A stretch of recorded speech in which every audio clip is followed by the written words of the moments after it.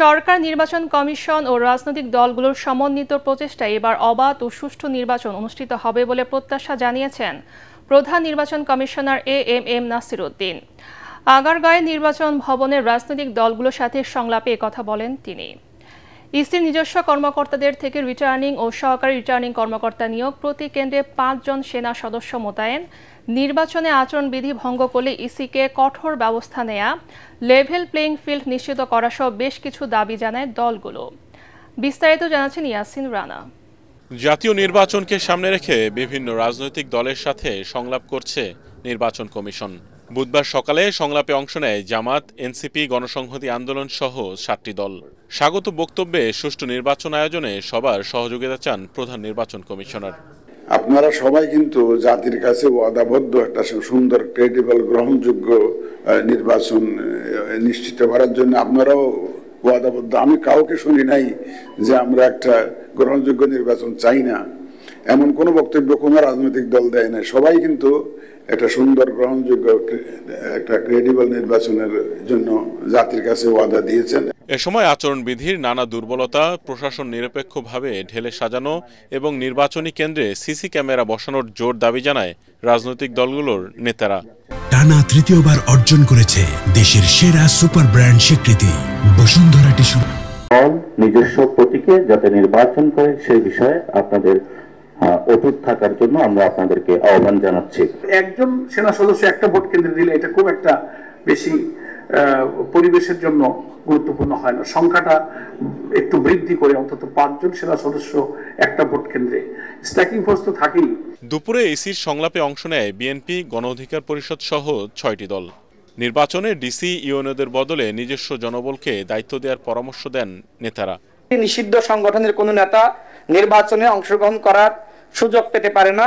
ধর্মীয় উপাসনালয়কে রাজনৈতিক প্রচারণার জন্য ব্যবহার না করা। আপনারা একবার সাহস করে এই সিদ্ধান্তটা নেন যে রিটার্নিং অফিসার আপনাদের নির্বাচন কমিশন থেকে থাকবে, অ্যাসিস্ট্যান্ট রিটার্নিং অফিসার আপনাদের নির্বাচন কমিশনে ডেডিকেটেড লোকেরা হবে। একটা সিদ্ধান্তের মাধ্যমে বাংলাদেশের রাজনীতিতে গুণগত পরিবর্তন আসবে। মিথ্যা ও ভুয়া তথ্য যেন না ছড়ায় সে বিষয়ে কার্যকরী মনিটরিং অথরিটি গঠনের আহ্বান জানায় রাজনৈতিক দলগুলো। আসন্ন জাতীয় নির্বাচন শান্তিপূর্ণ ও উৎসবমুখর করতে সেনাবাহিনীর সহায়তা প্রয়োজন বলে জানিয়েছেন প্রধান উপদেষ্টা ডক্টর মোহাম্মদ ইউনূস। মিরপুর সেনানিবাসের ডিফেন্স সার্ভিস কমান্ড ও স্টাফ কলেজে গ্র্যাজুয়েশন সনদ বিতরণ অনুষ্ঠানে তিনি এই কথা বলেন।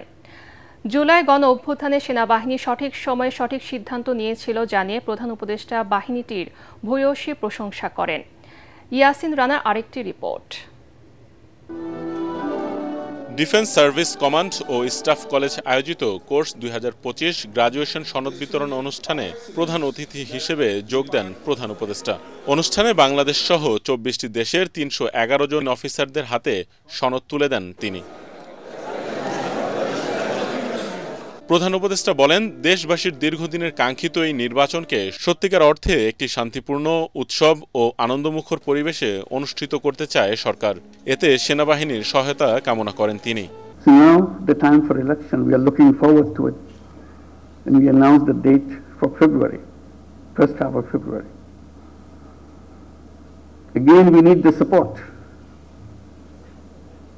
from our armed forces, from our police and law enforcing agencies, all types, because it is a big undertaking coming from an uprising, moving to an election, which is a very peaceful kind of celebration, mood of happiness and being together, still expressing their own desires and aspirations. এ সময় জুলাই গণ অভ্যুত্থানে সেনাবাহিনীর ভূমিকার প্রশংসা করেন প্রধান উপদেষ্টা। Thank the armed forces of Bangladesh and their leaders for making this very quick decisions to stay with the people. Can we give a big applause for our army and for their leaders and all the rank and file, every single person who is serving in the army and all the armed forces and the police forces. It's not easy. It's an extremely difficult thing to do. because your slightest mistake can blow away everything. Course সম্পন্নকারী অফিসাররা তাদের অর্জিত জ্ঞান দেশের যে কোনো সংকটময় মুহূর্তে কাজে লাগাতে সক্ষম হবেন বলে প্রত্যাশা ব্যক্ত করেন প্রধান উপদেষ্টা।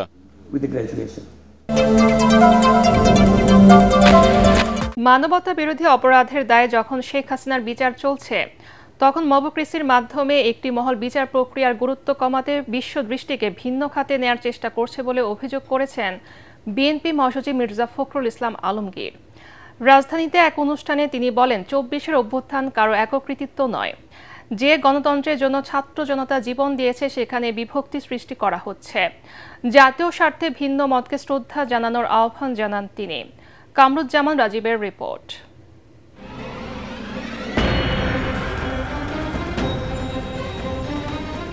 ছাত্র জনতা ও গণতন্ত্রকামী রাজনৈতিক দলের ঐক্যবদ্ধ প্রতিরোধের মুখে ২৪-এর ৫ আগস্ট পতন ঘটে আওয়ামী ফ্যাসিবাদী সাম্রাজ্যের। তবে পরবর্তীতে জুলাই অভ্যুত্থানের কৃতিত্বের দ্বন্দ্বে জাতীয় ঐক্যে সৃষ্ট ফাটলে এখন সংকটের কবলে দেশ।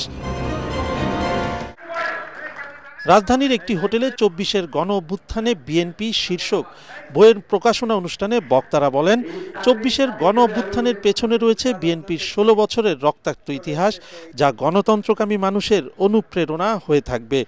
এতে বিএনপি মহাসচিব বলেন, শুধু সুষ্ঠু নির্বাচনের জন্য নয়, গণতন্ত্রকে প্রাতিষ্ঠানিক রূপ দিতে বিভক্তির রাজনীতি ছাড়তে হবে।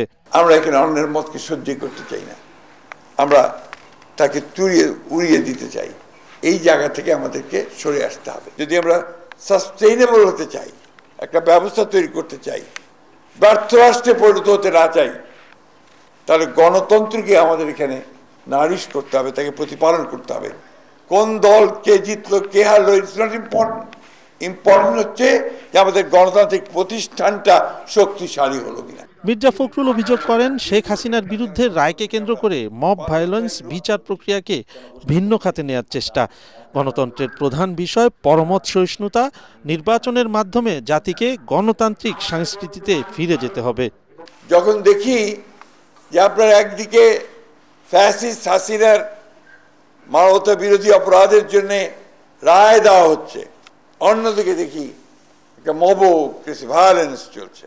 কোন একটা মহল অত্যন্ত সচেতনতার সঙ্গে, অত্যন্ত ধূর্ততার সঙ্গে, চালাকির সঙ্গে সেটাকে ভিন্ন খাতে প্রভাবিত করার চেষ্টা করছে কিনা, এর মধ্যে বিভক্তি সৃষ্টি করছে কিনা।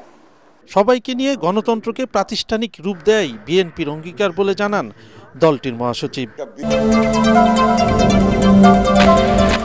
নির্বাচনী প্রচারণায় জিয়াউর রহমান ও তারেক রহমানের ছবি ব্যবহারের বিষয়ে প্রচারিত সংবাদ ভুলভাবে উপস্থাপন করা হচ্ছে বলে দাবি করেছে জাতীয় নাগরিক পার্টি এনসিপি। দলের দপ্তর সেল থেকে গণমাধ্যমে পাঠানো বিবৃতিতে এনসিপির যুগ্ম সদস্য সচিব ও আইন সম্পাদক অ্যাডভোকেট জহিরুল ইসলাম মুসা বলেন, নির্বাচন কমিশনের সাথে সংলাপে বিএনপির বিষয়টা একটি উদাহরণ হিসেবে বলা হয়েছে, ব্যক্তি আক্রমণের উদ্দেশ্যে নয়। কিন্তু গণমাধ্যমগুলোর শিরোনাম যেভাবে লেখা হয়েছে তার ফলে ভুল বার্তা যেতে পারে। নির্বাচনী আচরণ বিধিমালা অনুযায়ী কোনো প্রতিদ্বন্দ্বী প্রার্থী কোনো নিবন্ধিত রাজনৈতিক দল কর্তৃক মনোনীত হলে সেক্ষেত্রে তিনি কেবল তার বর্তমান দলীয় প্রধানের ছবি ব্যানার, লিফলেট বা হ্যান্ডবিল ও ফেস্টুনে ছাপাতে পারবেন ও উল্লেখিত ছবি পোর্ট্রেট আকারে হতে হবে এবং তা কোনো অনুষ্ঠান ও জনসভায় নেতৃত্ব দান বা প্রার্থনারত অবস্থায় বা ভঙ্গিমায় ছাপানো যাবে না। উল্লেখিত ধারার কথা উল্লেখ করে অ্যাডভোকেট মুসা বলেন, আইনের এই ধারা অনুযায়ী দলীয় প্রধান হিসেবে কেবল খালেদা জিয়ার ছবি ব্যবহার করা যাবে।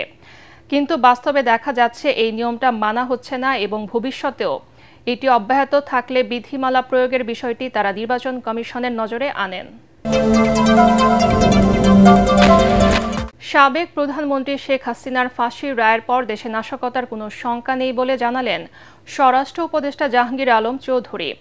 সচিবালয়ের মহান বিজয় দিবস উপলক্ষে আন্তঃমন্ত্রণালয় সভা শেষে তিনি আরও বলেন, এবারও বিজয় দিবসের প্রথম প্রহরে জাতীয় প্যারেড গ্রাউন্ডে কুচকাওয়াজ হবে না। গ্রেফতারি পরোয়ানা ছাড়া সাংবাদিক মিজানুর রহমানকে তুলে আনার ঘটনা খতিয়ে দেখার কথাও জানান স্বরাষ্ট্র উপদেষ্টা।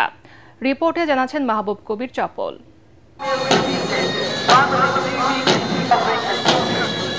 বিগত বছরগুলোতে জাতীয় প্যারেড গ্রাউন্ডে কুচকাওয়াজের মধ্য দিয়ে শুরু হতো মহান বিজয় দিবসের আনুষ্ঠানিকতা। গত বছর ক্ষমতায় এসে সেটি বাতিল করে অন্তর্বর্তী সরকার। এবারও প্যারেড হবে না বলে সিদ্ধান্ত নেওয়া হয় আন্তঃমন্ত্রণালয় বৈঠকে। তবে কেন হবে না সেই কারণ ব্যাখ্যা করেননি স্বরাষ্ট্র উপদেষ্টা। রায় দেওয়ার পরে কোনো রকমের অস্থিরতা সৃষ্টি হয় নাই এবং বিজয় দিবসেও কোনো রকমের অস্থিরতার কোনো সম্ভাবনা নাই এবং কোনো কর্মসূচিও কোনো ধরনের পরিবর্তন নেই। সব কর্মসূচি আগেও যেভাবে হয়েছে এখনো একইভাবে হবে, বরঞ্চ আগের থেকে আরো বেশি হবে। শুধু গতবারও আমাদের প্যারেড হয় নাই, এবারও আমাদের প্যারেডটা হচ্ছে না। গত মঙ্গলবার রাত 12টার দিকে ভোরের কাগজের অনলাইন এডিটর মিজানুর রহমান সোহেলকে গ্রেফতারি পরোয়ানা ছাড়াই বাসা থেকে তুলে এনে গারদে রাখে ডিবি। ওই ঘটনায় ব্যাপক সমালোচনা হয়। 10 ঘন্টা পর তাকে বাসায় পৌঁছে দেয় তারা। সাংবাদিক মিজানুর অভিযোগ করেন, একজন উপদেষ্টার নির্দেশেই তাকে হেনস্থা করা হয়েছে। এ বিষয়ে প্রশ্ন করা হলে খতিয়ে দেখার কথা জানান স্বরাষ্ট্র উপদেষ্টা। গ্রেফতারি পরোয়ানা ছাড়া একজন লোককে কেন রাত 12টার পরে? যেহেতু এই জিনিসটা আপনার কাছে আমি প্রথম শুনলাম, আমি ইনভেস্টিগেশন করার পর হয়তো আমি জানতে পারি অপরাধ হয়েছে কিনা স্যার, এটা আমি আগে দেখব। নির্বাচন সামনে রেখে আইনশৃঙ্খলা বাহিনীর প্রস্তুতি চলছে বলেও জানান তিনি। এখানে রাজনৈতিক পট পরিবর্তন তো হয় নাই।